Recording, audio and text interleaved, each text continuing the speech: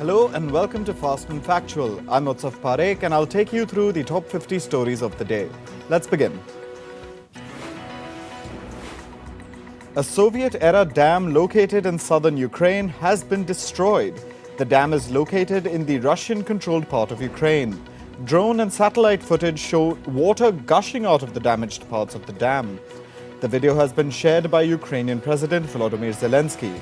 This is a crucial dam as it supplies water to the Crimean Peninsula and the Zaporizhzhia nuclear power plant. The Crimean Peninsula was annexed by Russia in 2014. Water is rising in the Ukrainian city of Kherson after the dam collapsed. Reports say that some villages have been inundated with water. Both Ukraine and Russia have ordered evacuations in the area.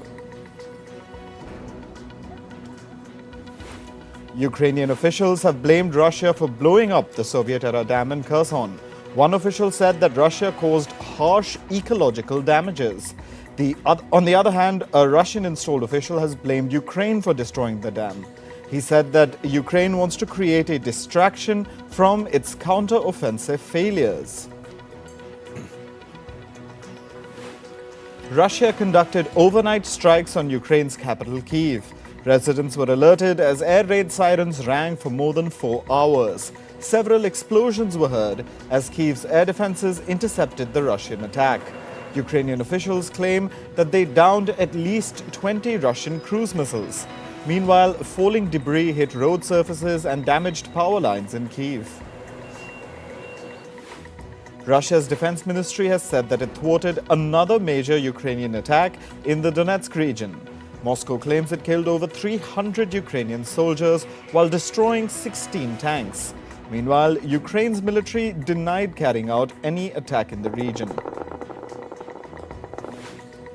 Ukraine's foreign minister, Dmytro Kuleba, has said that his country has the weapons to launch a counter-assault against Russian forces. NATO members have supplied Ukraine with tanks, drones and ammunition ahead of the expected spring counter-offensive. However, Kuleba said that having the weapons to launch an assault was easy. The real challenge would be in managing supplies needed to sustain the attack. Chinese and US diplomats held talks in China's capital Beijing on Monday. China's vice foreign minister also attended the meeting. The two sides agreed to maintain lines of communication.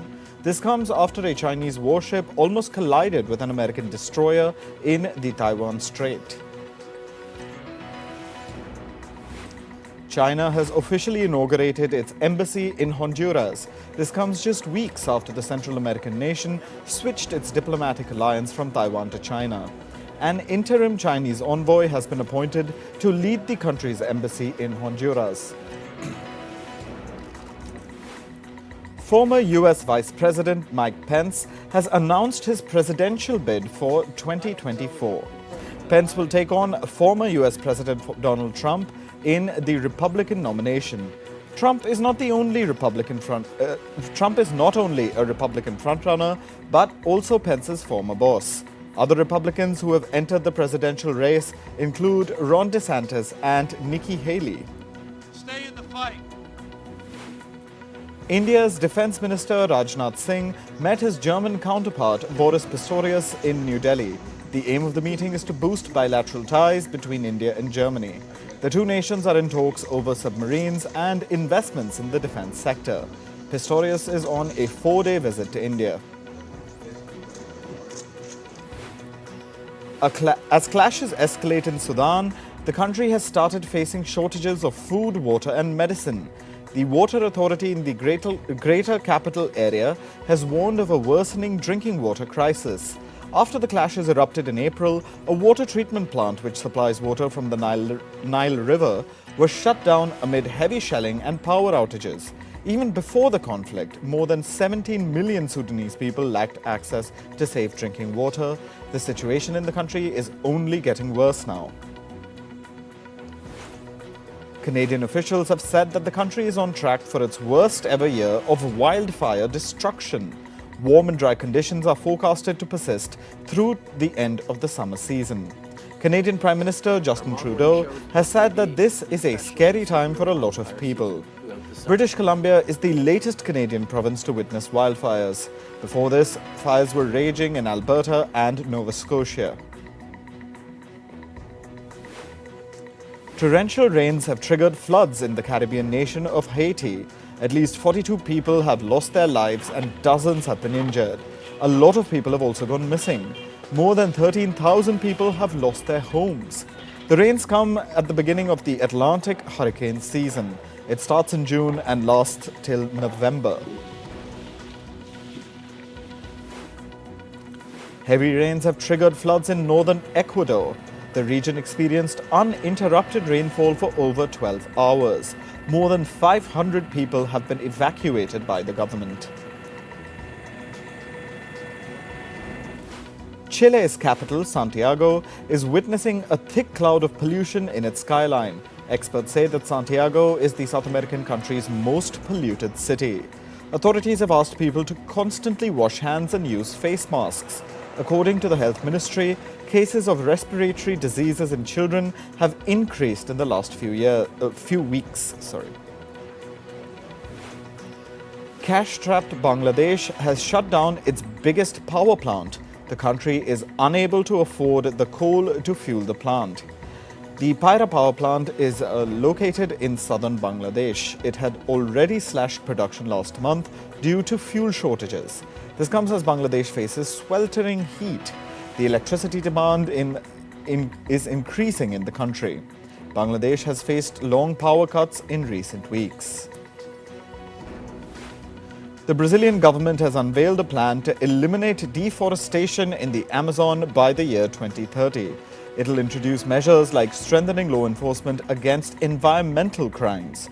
Brazilian President Luiz Inácio Lula da Silva says that his government is determined to achieve this challenge.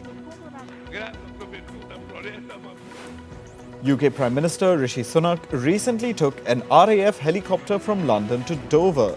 This is even though a London to Dover trip takes just about an hour by train. Reports say that Sunak also flew back to London. Downing Street has justified this mode of travel, suggesting that it saves time and is therefore a fit use of public money. However, recently celebrities and politicians all across the world have been criticized for taking private aircraft to cover short distances and ignoring their carbon footprint. The United Nations has said that countries must put their national interests aside and fight for the common good when it comes to the climate crisis. A top UN climate official, Simon Steele, reminded nations that the world is at a tipping point. Steele was addressing representatives from 200 countries who have gathered in the German city of Bonn.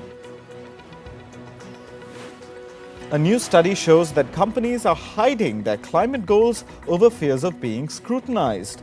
This phenomenon is called green hushing. This practice allows companies to claim they have environmental policies without having them tested. PricewaterhouseCoopers Australia has named at least 67 staff members in the country's documents leak scandal. It has submitted the list of names to Australian lawmakers. This comes ahead of a parliamentary hearing later this week. PwC Australia allegedly leaked confidential government tax documents to proliferate its business globally. The CEO of luxury car maker Ferrari has said that its new assembly facility in Italy will be ready by next year. CEO Benedetto Vigna said this while addressing a question in a conference. The facility will be used to make fully electric cars. The Italian automaker aims to unveil its first fully electric model in 2025. US regulators have sued cryptocurrency exchange Binance and its founder, Changpeng Zhao. America's Securities and Exchange Commission has listed 13 charges against the company and its founder. It has accused Binance of manipulating its trading volumes and other illegal business practices. This lawsuit has sent the value of the cryptocurrency Bitcoin to its lowest level in almost 3 months. The Commonwealth Bank of Australia has said that it will remove fees for international money transfers. This is for their domestic, retail and business banking customers. The bank will waive the $4 transfer fee starting this month. This will be applicable on net banking and their app. Media reports say that Twitter's US advertising revenue was down 59% from a year earlier. This is for the period of 5 weeks from April to May. The slowdown comes despite Musk's assertion that the company's ad business was improving. Twitter's ad sales staff is reportedly concerned that advertisers have left because of a rise in hate speech on the platform. Microsoft 365 services were down for thousands of users on Monday. Access to software including Microsoft Teams and Outlook were down for more than 2 hours. The issue was later resolved. The tech company said that it rolled back a system update to resolve the outage. The International Monetary Fund's Deputy Managing Director, Geeta Gopinath, has warned that AI could threaten the job market. Gopinath has called on policymakers to craft rules to govern the technology. She's also asked governments to protect workers affected by the adoption of AI. A report shows that artificial intelligence tools are rapidly replacing humans. It's been released by a US-based consulting firm, Challenger Gray & Christmas. According to its findings, nearly 4,000 people lost their jobs to AI in May. Apple unveiled its most awaited augmented reality headset called Vision Pro. This was during its ongoing annual developer conference. Prices for the Vision Pro will start at a whopping $3,500. This is more than 3 times the cost of the priciest headset in rival Meta's line of virtual reality devices. Reports say that the headsets are Apple's riskiest bet since the introduction of its flagship iPhone.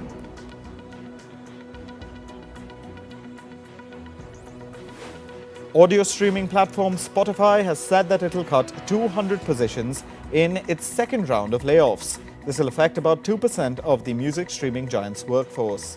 The Swedish company will lay off people from its podcast unit. Earlier this year, Spotify had cut 6% of its staff. Moving to sports. In cricket, India and Australia are set to clash at the World Test Championship final on Wednesday. The 5-day test match will be played at the iconic Oval in London. The WTC final is played once every 2 years. In 2021, India lost the final to New Zealand. They're looking to clinch the title this year. The Pakistan Cricket Board has threatened to pull out of this year's Asia Cup. Pakistan are the designated hosts for the tournament, which is scheduled for September. The boycott threat comes after India rejected Pakistan's hybrid model. Sri Lanka, Bangladesh and Afghanistan have also rejected the hybrid model. In the hybrid setup, India would have to play its matches in the UAE.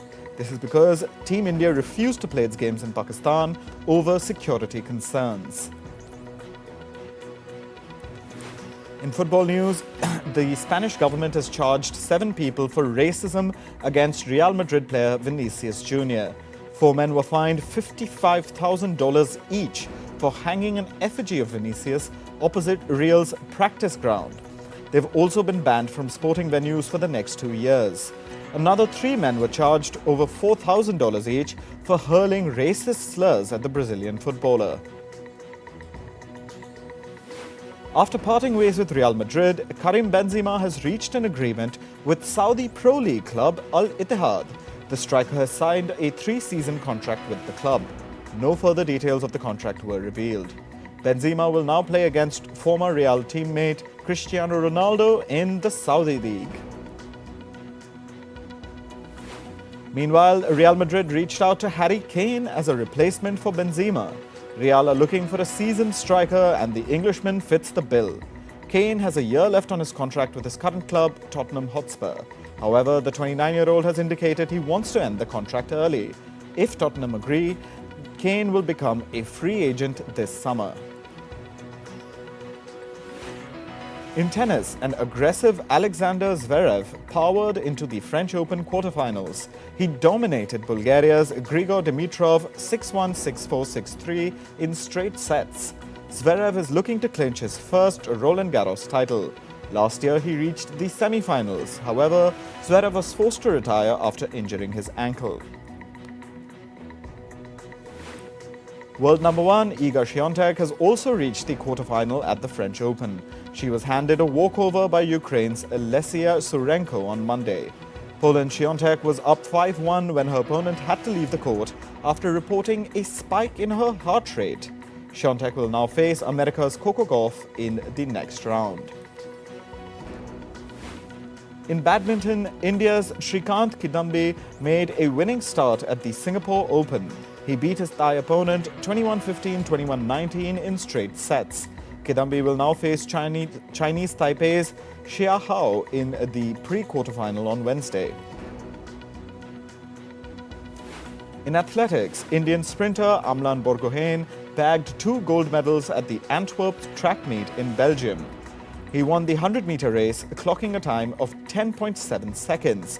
He also won the 200-meter race with a time of 20.96 seconds. Borgohain was the only Indian to win any medals at the track event. In American football, this year's NFL champions Kansas City Chiefs met with US President Joe Biden on Monday. Biden hosted the team at the White House to celebrate their win. This is part of an NFL tradition where the Super Bowl winners pay a visit to the White House. The Chiefs presented a jersey to Biden with the number 46 on it. This was to mark his tenure as the 46th President of America. The Creative Arts Agency has set the schedule for the 8th annual Mobius Film Festival. Works by student filmmakers from around the world will be showcased at the event. This year's lineup has student projects from countries like Malaysia, France, and New Zealand. The event will be held on the 7th and 8th of June in Los Angeles. K-pop band Victon's Han Seung-woo has announced dates for his Asia tour. The tour is titled One. It'll begin in Seoul on the 8th of July. Han Seung-woo will take the tour to places like Bangkok, Taipei, Tokyo, and Kuala Lumpur. The finale will take place on the 13th of August in Hong Kong.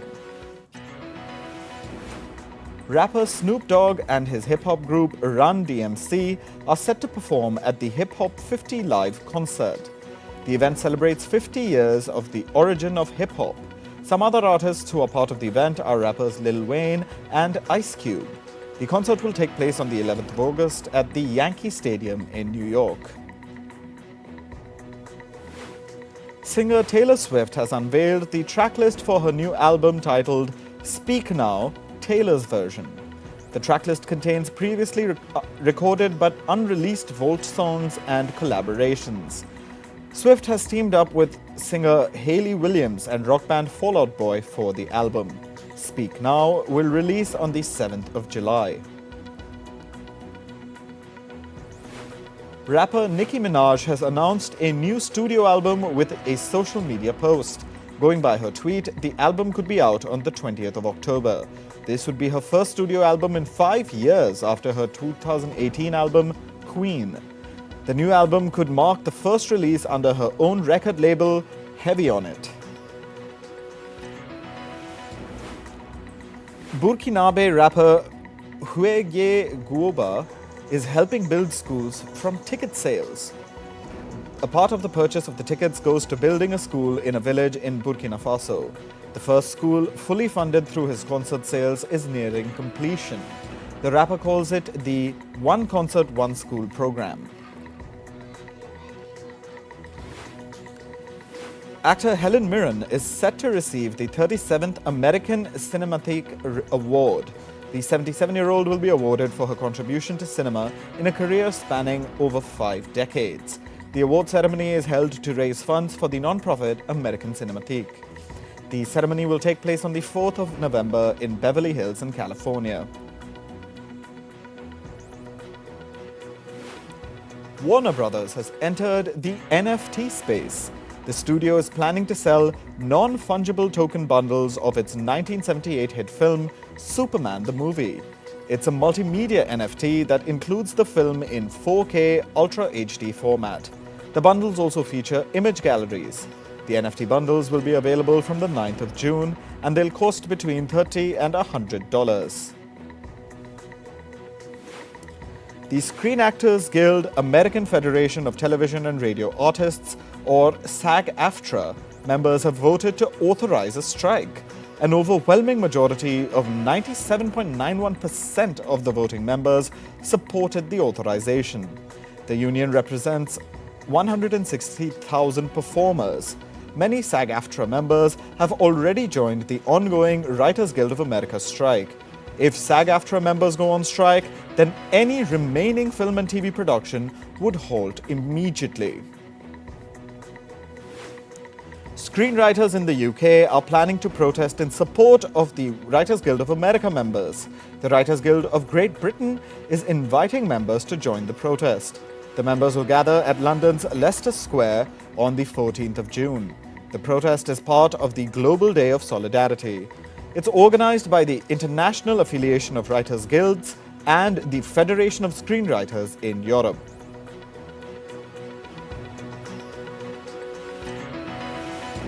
That's all for this episode of Fast and Factual. Thank you for watching. Stay tuned to Firstpost.